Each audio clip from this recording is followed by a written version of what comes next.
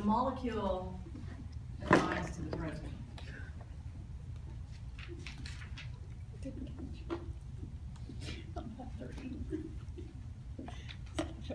So a ligand will be any kind of chemical that's binding to our protein, our cell receptor protein.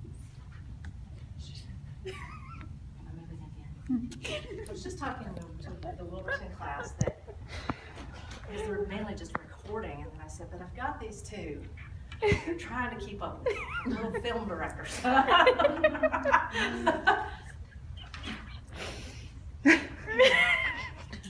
I'm glad we stick out like sore thumbs. Well, because I went over there and y'all carefully focused. And I walked over here and you have to change focus. You need to be on a dolly, you know, where you just move easy. And I need a mini tripod so I can just, They make those for cell phones, so you can do that. I need a selfie stick. All right. To continue.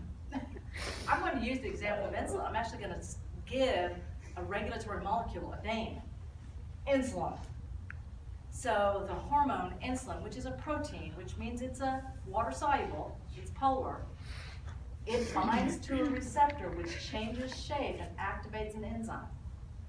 And then activating the enzyme causes stuff to happen on the inside of the cell. So in the case of insulin, it causes these vesicles that have glucose transporters in them. It causes them to drift and fuse with the plasma membrane so that glucose will then come in. As a nurse, we used to tell diabetics that insulin is the key that opens a cell and lets glucose in, literally. So insulin causes stuff to happen, which makes these vesicles that have the glucose transporters, makes them fuse to the membrane, so then glucose goes from high to low. Got questions about that one? Now we're ready to talk about the G proteins. What did we just talk about? We just talked about receptor enzymes. Receptor enzyme. We just talked about this one. So the receptor is bound to an enzyme on the inside of the cell. Okay. Reach across and hold Kendra's hand. Okay, there we go. That's a receptor enzyme.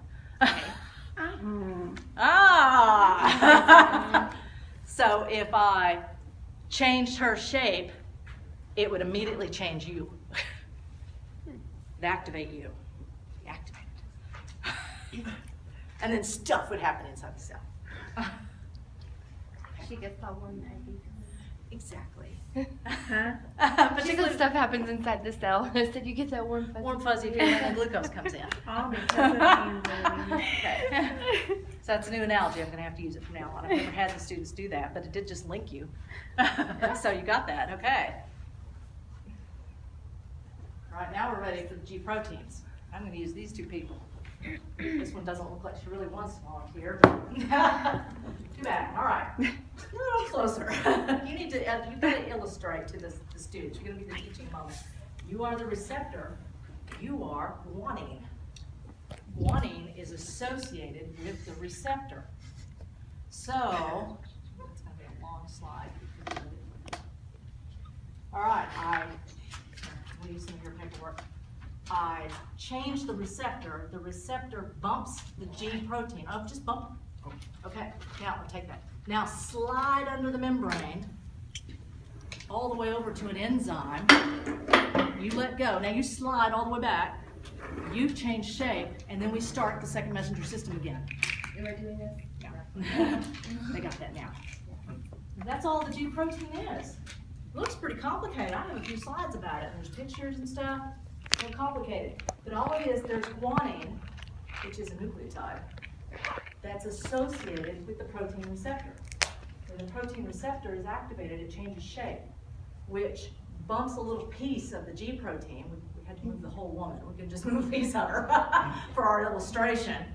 But it causes a piece of it to slide over and activate an enzyme, which then starts the second messenger system inside the cell. This is the most common second messenger system. About 50% of responses are using G protein coupled receptors. There's the words that describe it. can see what it's used for, lots of stuff, including sight and smell. They're using sight today in our lab. So it's controlling allergic reactions, epinephrine, glycogen conversion to glucose, sight, smell. It gets hijacked by cancer, hijacked by diseases like cholera, whooping cough. They take advantage of the G protein system.